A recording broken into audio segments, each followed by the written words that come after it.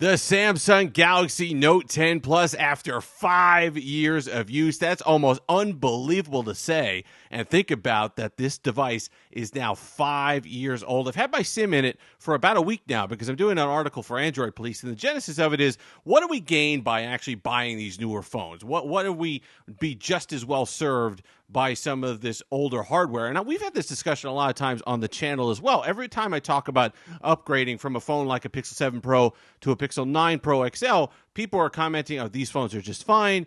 Can't you just go back and use them? We should be holding on to these phones longer. And for the most part, I agree. I understand that there are some benefits to going to newer technology. There is better battery technology, more efficient processors. There's a few things that would get you to upgrade to newer devices. But it is true that older hardware, especially premium flagship older hardware, still holds up pretty darn well, even when it's almost 5 or just at 5 years old. I remember when this device first came out, I was going to get the Aura Glow, that kind of mirror finish that they had on this particular phone, but I didn't. I held off, and sure enough, a couple months later, there was the Rise of Skywalker edition, which when I saw that, kind of like the first order phone, Darth Vader-esque phone, I had to go ahead and pick it up, and I have been well served by it. There were a lot of things with the Note 10 Plus.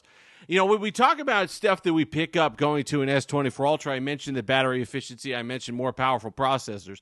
There are some things you pick up, believe it or not, going back to an older device like this. Now, this was the first, I believe, Samsung flagship-ish device that did not feature a headphone jack. I think the last one that they released with a headphone jack was the S10 Plus earlier in the year. But you still get micro SD card expandable storage.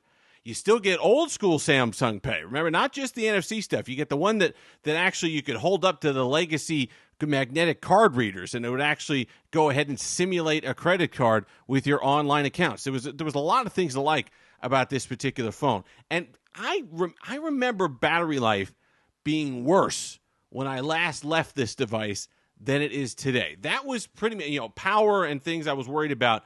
I was really worried about how much I'd actually be able to use it on a daily basis without running out of juice. 4.5, 5 hours of screen on time. Not the 8 hours we get today, but still pretty darn good, especially for older hardware. Now, the last update it got was August of last year, and that kind of keeps in line with what we were originally promised on this device, which was 4 years of updates. So it's running Android 12. It got its last security patch in August. But that being said, still pretty well optimized. Things run well on here. Battery life is good. You pick up those things I talked about. Do you have to wait a beat for things to open up? Yes. Is that the end of the world? No, I don't think so.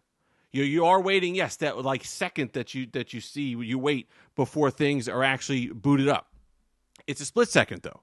We're literally talking a beat. You can count out your head, 1 minute, and then it's open. It's not blazing fast like the phones are today, but it's not super slow either. You do pick up a more saturated, punchy OLED display. That's something that we've lost on the newer devices. Content looks amazing on here. Video looks amazing on here. The speakers are great. There are still things that you're going to use your smartphone for today, like a social media experience, like texting. I love my Google Messages experience, my WhatsApp experience on here, Discord, no issues, but I just absolutely love watching videos and content on here.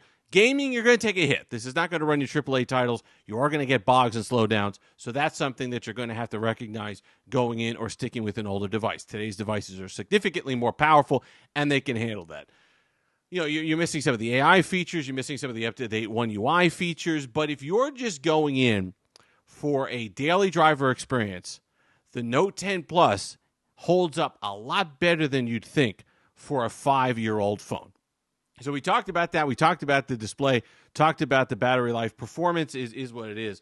RAM, you're still doing fine with that. You're not going to have any issues there. Speakers, like I said, are excellent. You also pick up that really premium design. You're getting that flagship design from 2019, which hasn't changed a whole lot, right? You got glass, you got the frame, metal frame, you got the glass front and back. I forget which version of Gorilla Glass it was back here with it might have been 3 or it might have been 5, something like that back in the day, but you're still getting Gorilla Glass front and back. Looks really nice, really sharp. And don't forget the cameras. Have they fallen off a little bit? Sure. Are they a little softer? Yes. But if you remember back when this phone first came out, and even for a year or two after it was released, these cameras, I think it's 12 megapixels for all three across the board, punched well above their weight and went toe-to-toe with the other devices at the time, which was rare for Samsung. I remember the Note 9 cameras being not that great. I remember the S9 cameras being not that great. It seemed like with the S10 Plus, partially a catalyst of the Pixel 2 XL, it seemed like with the S10 Plus, which then trickled over to the Note 10 Plus, that Samsung started taking photography seriously. They started putting some effort into the computational photography. They started to get the most out of the images. And if you remember, this won a lot of blind camera tests at the time. Really nice images that are they comparable to what you get out of today's flagships? No. That is one area where the computational photography, the extra horsepower, all the stuff that companies do now with photography really takes the lead. But it'll still get the job done in good lighting. So overall, when you're thinking about one of these and looking back, you're trying to build a case on what do we actually gain by having these newer devices, these 5-year newer devices. What's the jump? And I always go back to 80s laptops, right?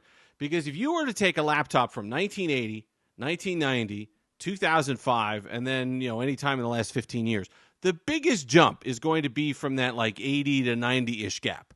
We got thinner, we got all the rest of it. But if you were to take a laptop from 2010 and a laptop, or even 2005, 2006, 2007, take a look at one today, are there differences? Sure. They're more powerful, they're thinner, batteries last longer, better memory, better storage. All those things are true.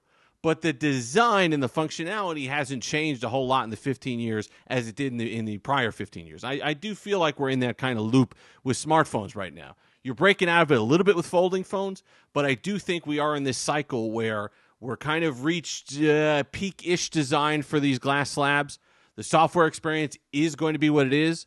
You're going to get improved specs. You're going to get faster stuff. There's going to be higher demands and taxes on the systems. But a 5-year-old device, the difference between a 5-year-old device and a newer device from 2024 is going to be made in the margins. It's going to be something that's on the percentages difference in terms of performance, in terms of battery life, in terms of usability that you're actually going to get out of the device, as opposed to the leaps and bounds that you'd expect that we're normally used to from technology. So if you still have a Note 10 Plus, you know what I'm talking about. There's going to be plenty of people who will comment on this video who are still using their Note 10 Plus, still love the design, still love the micro SD card expandable slot, still love the S Pen on the right side of the device, which